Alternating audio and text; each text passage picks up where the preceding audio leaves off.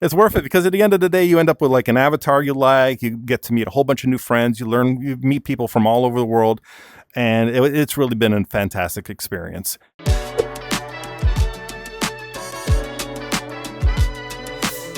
After entering the world of like the virtual communities, what would you describe like the biggest change for you as a creator and also as a part of the community as a member?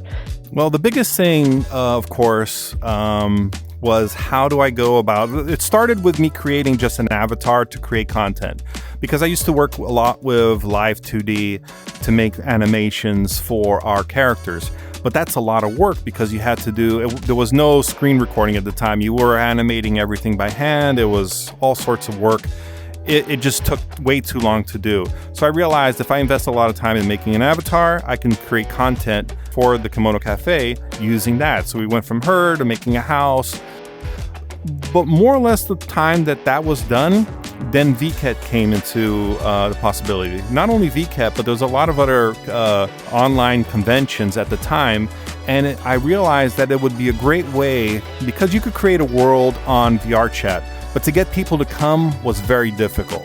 So I realized that going through these conventions, which already brought in a larger audience, I would be able to reach a lot more people a lot faster than I did before. So that's where we started creating these new ways to interface with the public. And it helped a lot as far as the webcomic's concerned, because it not only allowed us to create additional content for entertainment, but it gave us access to this whole new community of people that we had never really seen before or never really had access to before. From my perspective, as you are already like a VCAT ambassador, we're already seeing like the power of the virtual space, like connecting new people we've never met before or like have the chance to met before right here inside. It's magic, I guess. Oh yeah, definitely magical. It really is. It really is amazing. There's just like so many possibilities. Your imagination within VRChat in general, imagination is your limit, and your technical expertise, which you can always, overcome through the power of friendship. Of course, I don't know everything. I knew very little. I had to learn everything from scratch, but I'm not going to say I learned it all by myself. I had so many friends help me along the way, and they know who they are. They helped me. I could not have completed this journey on my own by any stretch of the imagination. I had all sorts of help everywhere.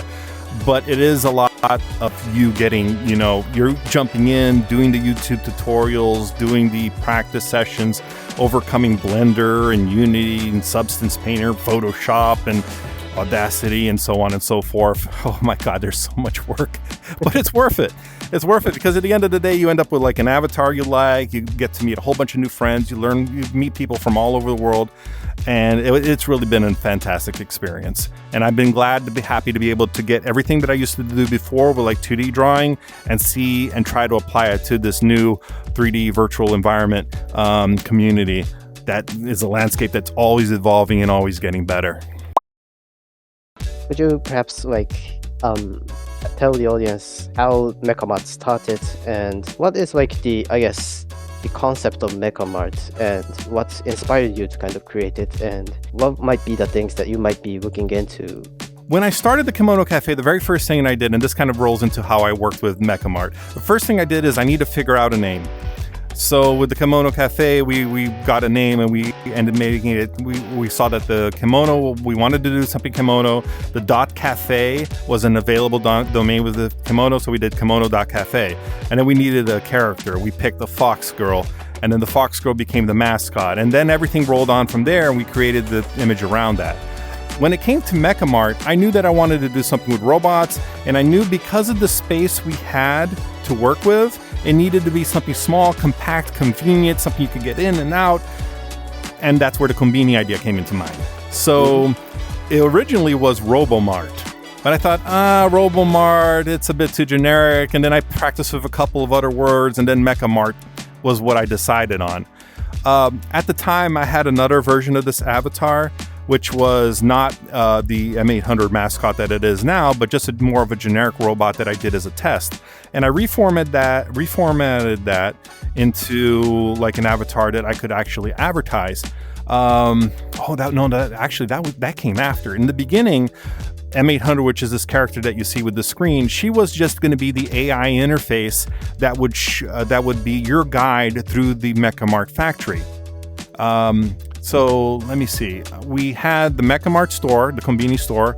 It took advantage of a couple of things that I had made before, like the vending machine, the gacha machine, some food stuffs, a couple of shaders that DX had made. And we had that whole system where you would go in and you would be teleported to a second floor, and then you would go down and explore this entire world, the subterranean world you had no idea existed. But I needed somebody to do the presentation. Since I didn't plan on being there myself, I realized that we needed an automated like AI voice to actually do the presentation for you. And that's where this character came into play. She didn't have a body at the point. It was just a screen. So she would show up on the TV screen and actually do the introduction, tell a couple of jokes, walk you around the whole event. And eventually you would reach the end and it would be, you realize that the whole thing was just a big ad for a couple of the robots that I had made. So I created Mekamart theme to put all the characters that I've created in a similar fashion to when I used to do webcomics. I needed to give them depth, and the depth was the story, and I encapsulated them within the Mekamart story so that the characters actually resonate a little bit more with the people that are looking into them purchasing. They know they participate in a story, so they have more depth, and I'm hoping that gives them more meaning when they actually pick up the character and use it. They can say, hey, yeah, I came from that universe, that sort of thing. So that's kind of how it reflects on what I used to do as a webcomic artist, only now as the avatars that I'm selling.